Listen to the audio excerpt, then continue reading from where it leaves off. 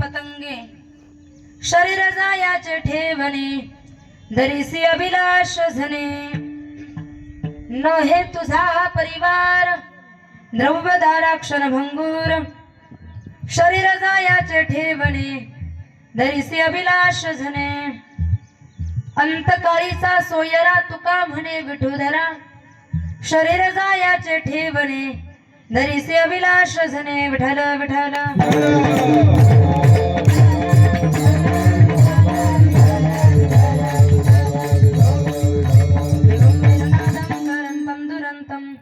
स्वयं लीलया गोपवेशं दधानं गवामृन्दकानन्दनं चारुहासं परब्रह्मलिङ्गं भजे पाण्डुरङ्गं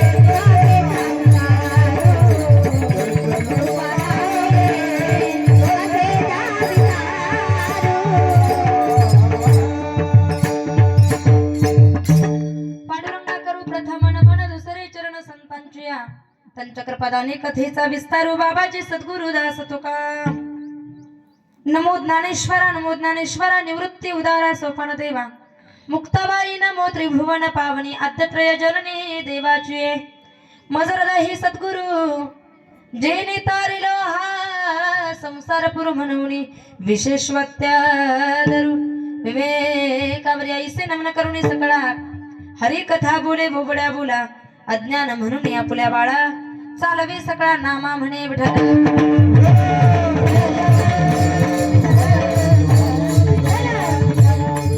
रंगे रंगे रे श्री रंगे काय भुलला श्री पतंगे शरीर जायाचे ठेवणे दरीसी अभिलाष झने प्रस्तुत प्राप्तस्थळी प्राप्त प्रसंगी कीर्तन रूपे सेवे करिता निवडलेला अभंग जगद्गुरु जगतवंदनीय वैराग्याचे मूर्तिमंत पुतळे संत हृदय सम्राट श्रीमंत श्री जगद्गुरु तुकोबराय यांचा गोड असा सुंदर असा 4 चरणांनी सजलेला आणि कैलासवासी भाऊसाहेब काका लक्ष्मण पाटील कराळे काकांच्या दशक्रिय विधीनिमित्ताने या ठिकाणी आजचा हा अभंग कीर्तन रूपे सेवेकरता उच्चारलेला आहे। काकांना आपल्यातनं जाऊन गेले 10 दिवस पूर्ण होत आहे।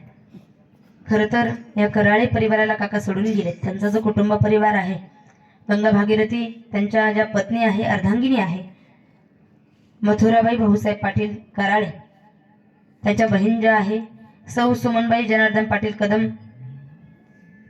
त्यांची जी मुलं आहे श्री काकासाहेब भाऊसाहेब कराळे तदनंतर श्री भगवान भाऊसाहेब कराळे, भाऊ आहे श्री दादासाहेब लक्ष्मण पाटील कराळे.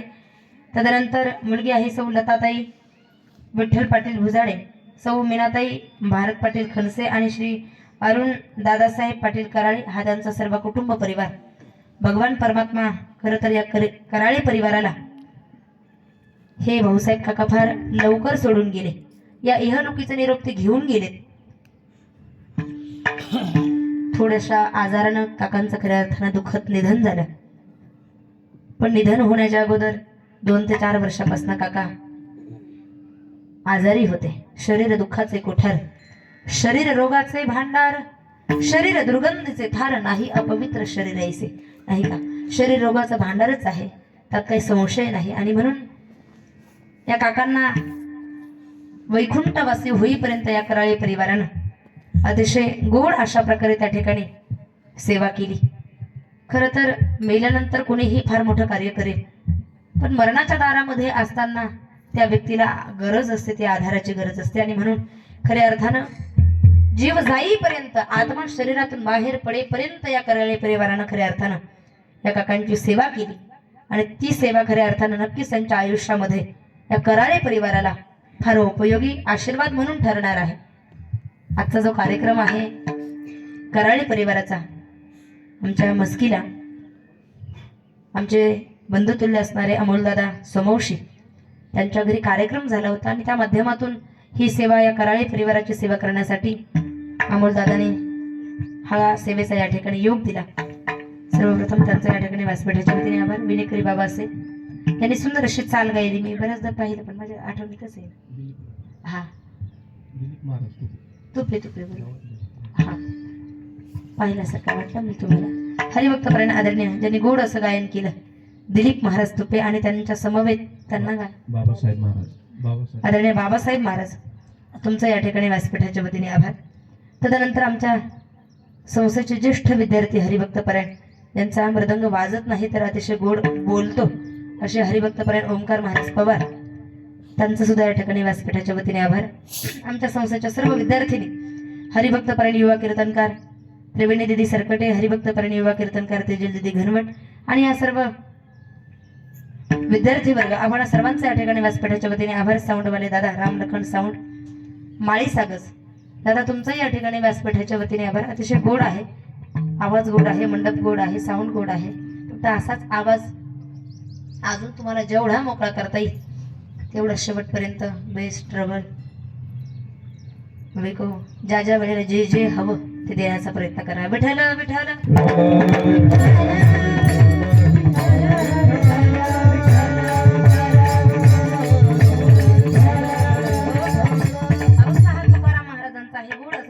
चार चरणांनी सजलेला आहे आणि दुर्लभातला दुर्लभ असणारा मानवी नरदेह, या मानवी नरदेहाचं वर्णन करणारा आजचा हा अभंग आहे. माईबाप दुर्लभो मानुषो देहो देही नाम क्षण भंगुरः तत्रापि दुर्लभो मन्यो वैकुंठम प्रिय दर्शनम.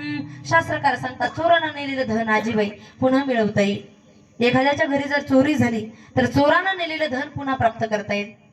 पुनर्वित्तम पुनर्मित्रम, एखाद्याचा मित्र गेला असेल चष्म्यावाल्या आजी, मित्र सुद्धा दुसरा आपण करू शकतो. पुनर्मित्रम पुनर्भार्या, एखाद्याची पत्नी जाऊ नये पण जर हातावर तांदूळ अथवा चोरी ठेवून गेलीच पत्नी सुद्धा दुसरी करता येते. ऐका ना, पुनर्भार्या म्हणजे तुम्ही काही जास्त खुश होऊ नका, दुसरी पत्नी करणं शास्त्रानं दोष सांगितलेला आहे गाथ्यामध्ये, पण तरी यांचे चेहरे पडून गेले बिचाऱ्यांचे. पुनर्भार्या, काही अपवाद असेल, काही त्रास असेल, लवकर देवा घरी गेली असेल तर अपवादात्मक दुसरी पत्नी चालते. उगाच काही कारण नसताना दुसरी पत्नी करायला चालत नाही. काही त्रास असेल तर हरकत नाही. पुनर्भार्या पुनर्मही, पृथ्वी राज्य गेलं तर दुसरं मिळवता बोला ना. एखाद्याने आपली जमीन हडप केली, पैसे देऊन संपत्तीच्या बळावर आपण ती दुसरी विकत घेऊ शकतो. पुनर्भार्या पुनर्मही म्हणजे पृथ्वी राज्य, शेती, धरती माता, जगाच्या बाजारी सगळं काही परत मिळतं. पुनर्वित्तम पुनर्मित्रम पुनर्भार्या पुनर्मही, पण एतत् सर्वम पुनर्लभ्यम न शरीरम पुनः पुनः. महाराज वर्णन करतात जगाच्या बाजारी सर्व काही मिळे,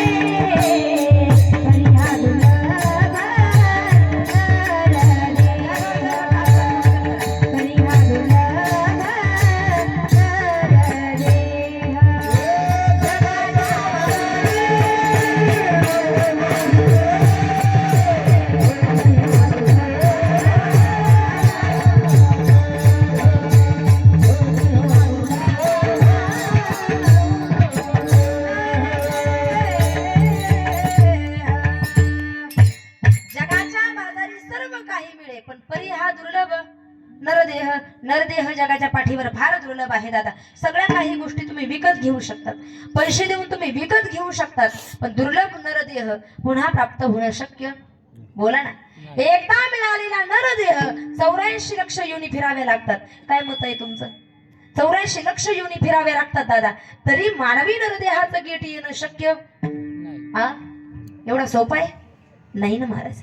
पण आलायत ना नरदेहाला तुम्ही, तर नरदेहाची किंमत कळून घ्या दादा. आलाय ना या नरदेहाला. काहींना हा नरदेह मिळाला नाही हो, पण कळाला, लई किंमत कळाली या नरदेहाची. आम्हाला नरदेह मिळून त्याचा फायदा नाही. जर आम्हाला नरदेह कळाला असताना, शरीर आहे तोपर्यंत आम्ही मांसाहार केला नसता. आम्हाला नरदेह कळाला असता तर दारू पिऊन आम्ही तो नरदेह वाया घालवला नसता. आम्हाला जर नरदेह कळाला असता तर आम्ही गोमातेची सेवा केली असते, तरी गोमाता आमच्या घरासमोर असते. आम्हाला जर नरदेह कळाला असता तर हिंदू धर्माचं आम्ही पालन पोषण केलं असतं. ऐका ना, 4 वर्ग शास्त्रानं मांडले. पहिला वर्ग असा आहे, नरदेह मिळालाही नाही आणि नरदेह कळाला सुद्धा. बोला ना. नरदेह मिळालाही नाही आणि नरदेह कळाला सुद्धा नाही. अशा वर्गात कोण हो? तुम्हाला धरून आणलं का? पहिला वर्ग आहे, नरदेह मिळालाही नाही, नरदेह कळाला सुद्धा नाही. या वर्गात फक्त पशु पक्षी आहे. मला सांगा ना, पशु पक्ष्यांना नरदेह मिळाला का? हा मनुष्याचा नरदेह मिळाला का? नाही मिळाला. आणि त्यांना नरदेह कळाला सुद्धा नाही. कारण कळला असता तर तुम्ही असं बातमी ऐकली असती पेपरला, काय 4-5 कावळे एकत्र बसले, त्यांनी कीर्तन श्रवण केलं. 4-5 कुत्रे एकत्र आले आणि त्यांनी अखंड हरिनाम सप्ताह केला. 5-6 गाढवं एकत्र आले आणि त्यांनी ज्ञानेश्वरीचं पारायण केलं. अर्थात पशु पक्ष्यांना हा नरदेह मिळालाही नाही आणि त्याची किंमत कळाली सुद्धा नाही कळालं. बघा तुम्ही एखाद्या वेळेस गाडी, चांगली गाडी असू द्या, चांगल्या ठिकाण असू द्या, कावळे चिमणी त्याच्यावरती सुशी करून जातात, मोकळे होतात. त्यांना माहित आहे की महाराजांची गाडी आहे, त्यांना माहित आहे का हा धर्ममंडप आहे, त्यांना माहित आहे का ही ज्ञानेश्वरी आहे. अर्थात नरदेह मिळालाही नाही आणि या नरदेहाची किंमत त्यांना कळाली सुद्धा नाही. पहिला वर्ग लक्षात ठेवा. घरी जाऊन नोट डाऊन केलं तरी अडचण नाही, फार उपयोगाचे आहे. 4ही मुद्दे फार महत्वाचे आहे. पहिला वर्ग, नरदेह मिळालाही नाही आणि नरदेह कळाला सुद्धा. बाबा कीर्तन कळतंय का तुम्हाला? नाही. पहिला वर्ग. दुसरा वर्ग असा आहे, नरदेह मिळाला नाही पण या नरदेहाची किंमत कळाली निश्चितच. स्वर्गातले देव. नरदेह मिळाला नाही पण या नरदेहाची किंमत कळाली निश्चितच. कोण आहे या वर्गामध्ये? स्वर्गीचे अमर इच्छिताती देवा. स्वर्गीचे अमर इच्छिताती देवा. इच्छिताती देवा. स्वर्गीचे अमर इच्छिताती देवा. जंतुलोकी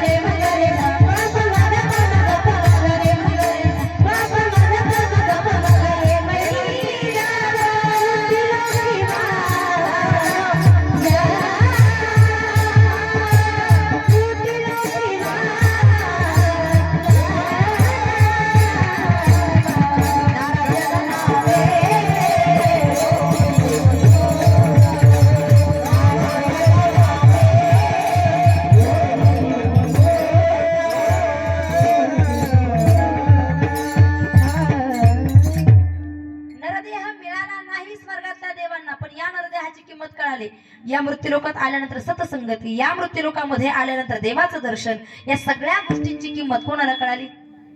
आपण इथं राहून आपल्याला किंमत या नरदेहाची कळाली नाही, पण किंमत कोणाला कळाली? स्वर्गातल्या देवाना. हा नरदेह दिला नाही देवानं, पण किंमत मात्र कळाली. ऐका ना, सोप्या भाषेत सांगते मी, अवघड भाषा सोप्या भाषेत करून सांगते. तिसरा वर्ग असा आहे, या नरदेहाची किंमत कळाली सुद्धा आणि हा नरदेह मिळाला सुद्धा. पहिला कोणता सांगितला मी वर्ग? गेलं का सगळं डोक्यावर? नरदेह मिळालाही नाही, नरदेह कळाला नाही. कोण आहे त्या वर्गात? नथीबाई आजी. पशु पक्षी, त्यांना हा नरदेह मिळालाही नाही, नरदेहाची किंमत कळाली सुद्धा नाही. पशु पक्षांना. दुसरा सांगितला, नरदेह मिळाला नाही पण किंमत कळाली निश्चित. कोण? स्वर्गातले देव. तिसरा वर्ग असा आहे, नरदेह मिळालाही, या नरदेहाची किंमत कळाली सुद्धा. साधू संतांना हा नरदेह मिळाला सुद्धा आणि या नरदेहाची किंमत कळाली सुद्धा, आणि म्हणूनच त्यांच्याकडून सत्कार्य घडत गेलं. नरदेह मिळाला त्यांना, आणि नरदेहाची फक्त नरदेह मिळून फायद्याचा नाही, किंमत कळाली पाहिजे महाराज. किंमत कळाली म्हणून रात्रंदिवस अखंड भगवंताचं चिंतन करून, दीन रजनी हाची धंदा, दीन रजनी हाचे धंदा, गोविंदाचे पवाडे, काही म्हणतात गोविंदाचे पावडे, पावडे नाही, गोविंदाचे पवाडे. अखंड भगवंताचं चिंतन केलं. सततम कीर्तयन्तो माम यतन्तश्च दृढव्रतः नमस्यन्तश्च माम भक्त्या नित्य युक्ता उपासते. भगवद्गीतेचा 9वा अध्याय सांगतो. मला सांगायचं एक आहे, नरदेह मिळालाही त्यांना आणि या नरदेहाची किंमत साधू संतांना कळाली सुद्धा, म्हणून अहोरात्र जगाच्या कल्याणासाठी अहोरात्र प्रयत्न केले साधू संतांनी. तुमचा उद्धार करण्यासाठी अखंड रात्रंदिवस अहोरात्र प्रयत्न केले साधू संतांनी. पण चौथा वर्ग असा आहे, नरदेह मिळाला पण किंमत नाही कळाली. कोण आहे या वर्गात? डोळे मिटून लक्ष द्या, क्षणभर डोळे झाकून विचार करा, कोण आहे या वर्गामध्ये? नरदेह मिळालाय आपल्याला पण कळाला? जर कळाला असता, मी सुरुवातीला सांगितलं, आपण नेमके मांसाहारी, आपण नेमके मिश्रहारी का आपण नेमके शाकाहारी नाही का? या नरदेहाची किंमत कळाली असती तर तोंडानं मांसाहार केला नसता. मला असं वाटतं, तुम्ही जिभेने पाणी पितात का तोंडानं? आपण तोंडानं पाणी पितो का जिभेनं? तोंडानं पितो. आणि जनावर जिभेनं पाणी पितात. जो जीव तोंडानं पाणी पितो त्याला मांसाहार करण्याचा अधिकार नाही. जे माझा काही तुम्हाला सांगायचा अधिकार नाही. काही म्हणतील, तू कुठे लागली शिकवायला, आम्हाला काय करायचं ते आम्ही करू. पण एक छोटी बहीण म्हणून सांगते, एक मुलगी म्हणून सांगते, कन्या या नात्यानं सांगते नाही का, मांसाहार करणं तर या नरदेहाला आल्यानंतर फार चुकीचं आहे महाराज, फार चुकीचं आहे. कळालाच नाही आम्हाला हा नरदेह, आणि जर नरदेह कळाला असता तर आम्ही या नरदेहानं नसतं मांस भक्षण केला. एका मुक्या प्राण्याचा जीव जाऊन फार विचित्र आहे महाराज, फार विचित्र आहे. व्यवहार दृष्टीने माळीची किंमत कमी असेल, पण पारमार्थिक दृष्ट्या त्या माळीची किंमत फार महान आहे. नसेल विचार केला अजून तुम्ही? एखादा कुत्रा आमच्या घरासमोर येऊ द्या आणि कुत्र्याच्या गळ्यात पट्टा नसू द्या. ऐकताय ना मावशी? एखादा कुत्र जर आमच्या घरासमोर आलं, कुत्र्याच्या गळ्यात जर पट्टा नसला ना, 10 वेळेस मारताना विचार करतो. पट्टा जर असेल कुत्र्याच्या गळ्यात तर काय म्हणतो, अरे रामभाऊचं कुत्र दिसतं बरं का, मारताना सावधान, कुत्र्याच्या गळ्यात पट्टा आहे. पण याच्या उलट ज्या कुत्र्याच्या गळ्यात पट्टा नाही, घे दगडकी टाक त्याच्या डोक्यात, घे दगडकी टाक त्याच्या डोक्यात, घे दगडकी टाक त्याच्या डोक्यात. का? कुत्र्याला कोणी मालक पट्टाच नाही. मालकी हक्काचा असल्यावर मारत नको, मालक बोलल, भीती वाटते त्या मालकाची. त्याच्या कुत्र्याला मारल्यानंतर मालक बोलेल, भीती वाटते. पण मायबाप ज्या कुत्र्याच्या गळ्यात पट्टा नाही त्याला दगडानं मारून मारून ठेचतात लोक नाही का. दृष्टांत माझा संपला, मला त्या विषयाबद्दल बोलायचं नाही, एवढं खोल जाऊन बोलत नाही मी. ज्या मायबापांच्या गळ्यामध्ये, काय बोलते, ज्या मायबापांच्या गळ्यामध्ये माळरूपी पट्टा नसेल, काय हाल होतात वरती गेल्यानंतर. नाथ बाबा नाथ हरिपाठाच्या 7व्या भंग त्याचं गोड वर्णन करतात. अनेक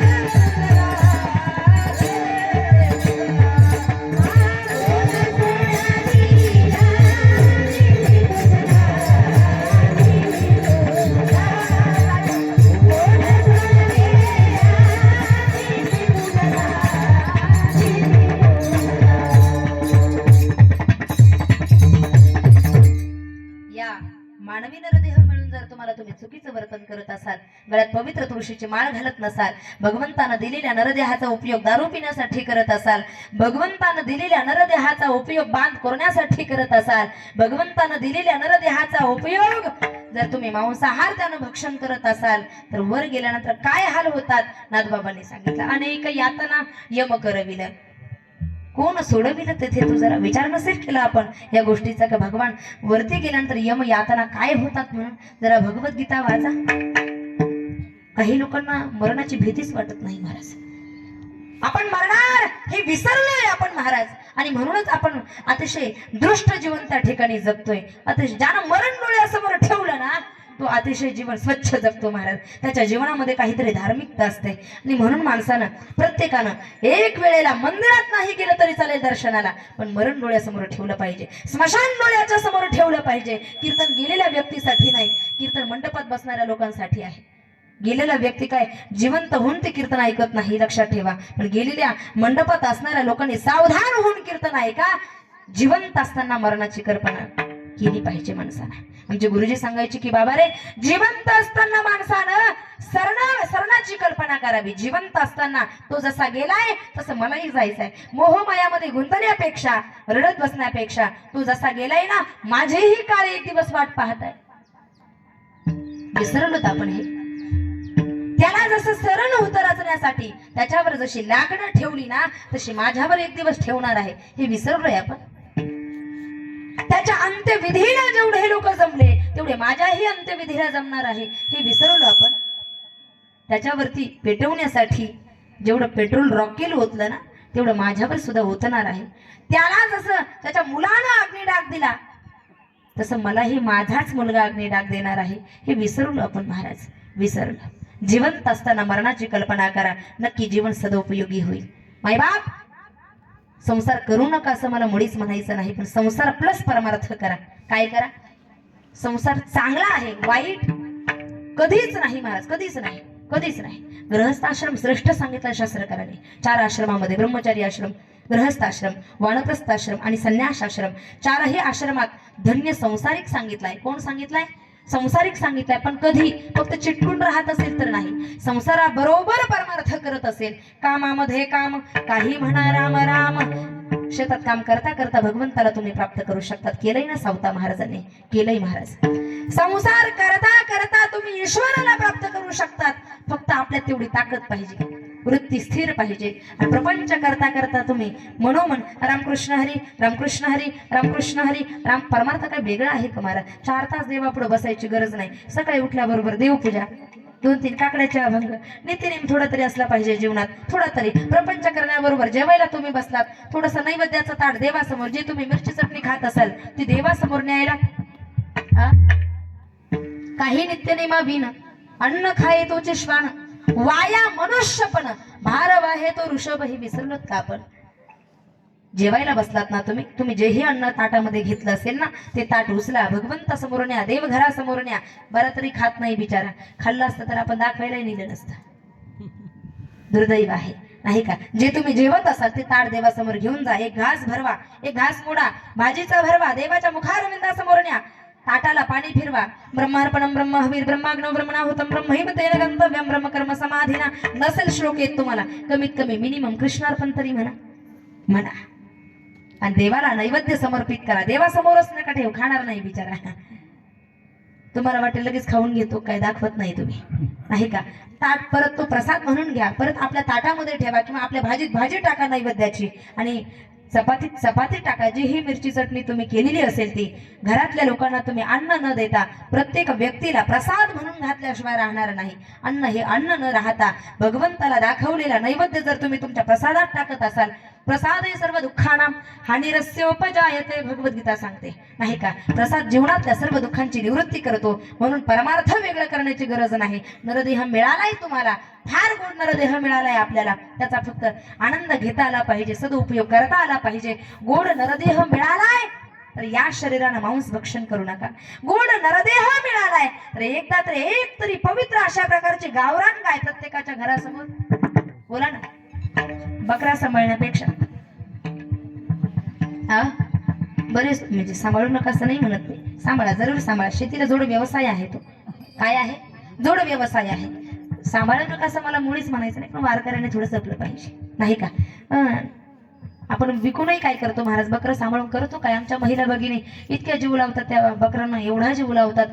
जी जास्त दूध देत असेल बोकडाला थोडासा चारा व्यवस्थितच घालतात आम्ही, हिरवा हिरवा, कारण त्याचे पैसे थोडे जास्त येतात आणि जास्त आले म्हणजे त्याच्यात ते गळ्यातलं कानातलं नाकातलं करता येते. जरा मालकापर्यंत आपण काही ते पैसे पोहोचू देत नाही. मग फार जपू जपू ठेवतो महाराज, पिशीत पिशी पिशीत पिशी पिशीत पिशी पिशीत पिशी जपू जपू ठेवतो. मालकापर्यंत ते पैसे जाऊ देत नाही. एखादा रविवार काही बाजार सापडला का बरोबर सोनाराचं दुकान गाठतो आणि सोनाराचं दुकान गाठलं बरोबर बरोबर मणी काय असेल ते चप्पल हार बुट हार नेकलेस काय मिनी गंठन शॉर्ट गंठन मोठं गंठन काय काय असेल नसेल ते नाही का, त्याचा उपयोग खरं सांगा मला खरोखर आत्मिक समाधान मिळत असेल का त्या सोन्यापासून. पैसे कशाचे येते बोकडाचे, त्याच्या मानेवर तिकडे सुरी पडते आणि त्याचा तळतळाट आपल्याला लागतो. याचा विचार नसेल केला तुम्ही, नसेल केला. ती सोनं घालून सुख देणार नाही, एवढी गळ्यात पवित्र तुळशीची माळ घातल्यानंतर ती माळ समाधान आणि सुख देणार आहे. मला सांगा मेल्यानंतर तर तुमच्याकडे काय घालतात, मेल्यावर काय घालतात, तोंडामध्ये काय घालतात, घालतातच ना. का एखादा खात असेल म्हणून त्याच्या तोंडात काय कोंबडीचे पख घालतात का, काय घालतात. खात जरी असेल पीत जरी असेल तर त्याच्या तोंडात सुद्धा नथीवाले आजी काय घातल्या जातात, तुळशीचं पानच जर घातल्या जात असेल तर जिवंत असताना पवित्र तुळशीची माळ घालायला काय अडचण आहे. विठ्ठल विठ्ठल विठ्ठल.